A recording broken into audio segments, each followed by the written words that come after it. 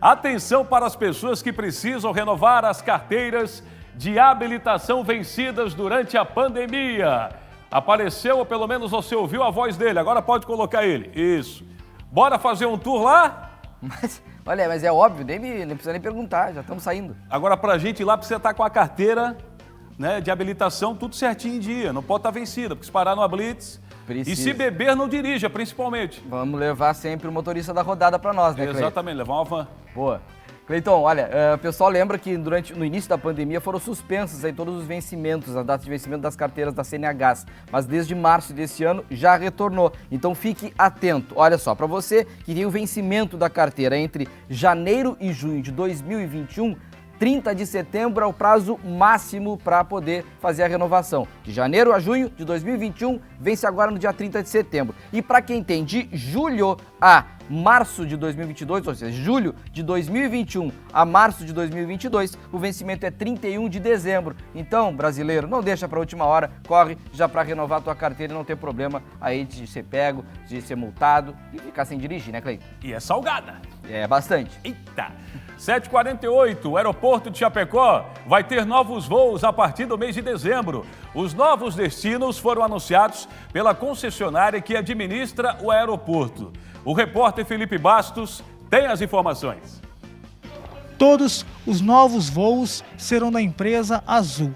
A companhia prevê novos destinos para Navegantes e Porto Alegre a partir do dia 19 de dezembro, sempre às segundas, quartas e sextas-feiras, com voos às 15h45 da tarde e também às 9h05 da noite.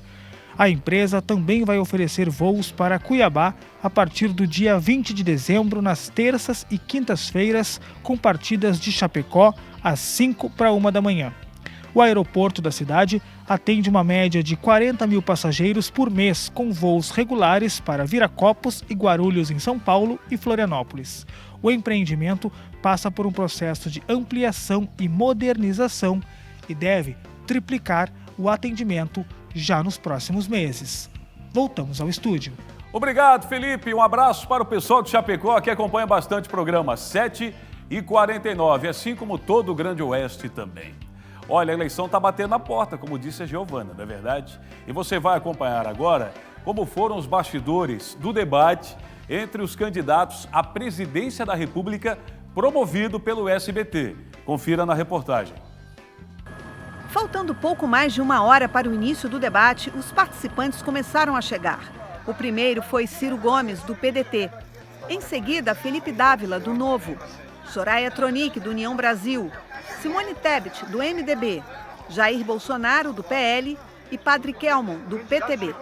Cerca de 400 pessoas só no SBT foram mobilizadas para o programa, que foi ao ar a partir das 6h15 da noite.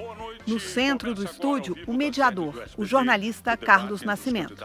É preciso prestar atenção nas propostas, nas reações, da forma como a pessoa se comporta diante das perguntas para os outros. Eu acho o debate fundamental. Ele é o segredo, na minha opinião, de uma boa escolha. O debate é uma iniciativa do maior pool de veículos de comunicação nesta eleição. SBT, CNN Brasil, Terra, Nova Brasil, Estadão, Eldorado e Veja. Portanto, emissoras de TV, de rádio, internet, jornal e revista. Graças a essa diversidade de mídias, o debate transmitido a partir do nosso estúdio chega ao eleitor de alguma maneira. É informação direto da fonte, sem o filtro, às vezes mentiroso, das redes sociais.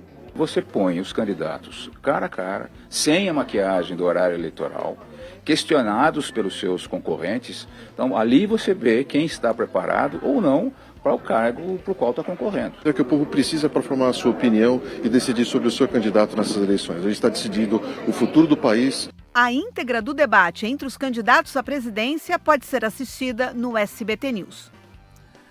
Então acesse lá o SBT News, que é um portal muito acessado também, parceiro nosso aqui do SCC SBT. Você acompanha o debate completo o debate que foi realizado neste último sábado e, é claro, você teve a oportunidade também de acompanhar através do SCC SBT para todo o estado de Santa Catarina. Para falar mais desse debate, nesse momento tão importante que se aproxima, a eleição acontece no próximo domingo, eu aciono agora o nosso Roberto Azevedo, ele que acompanhou atentamente o debate do último sábado e vai fazer uma análise para a gente. Roberto, você acompanhou um pouco dos bastidores e do conteúdo apresentado pelos candidatos. Hein, Roberto? Bom dia e boa semana para você, Roberto.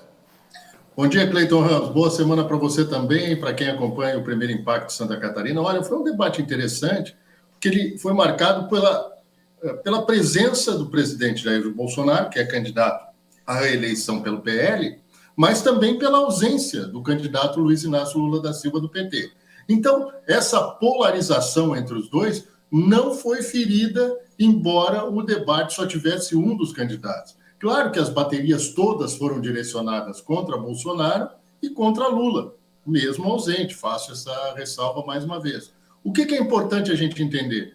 Que foi bom para ouvir as propostas. Estava lá o Ciro Gomes bastante afiado, como sempre, do PDT, a Simone Tebet, no papel dela também do MDB, e a Soraya Tronic, do União Brasil, que fizeram um jogo mais pesado.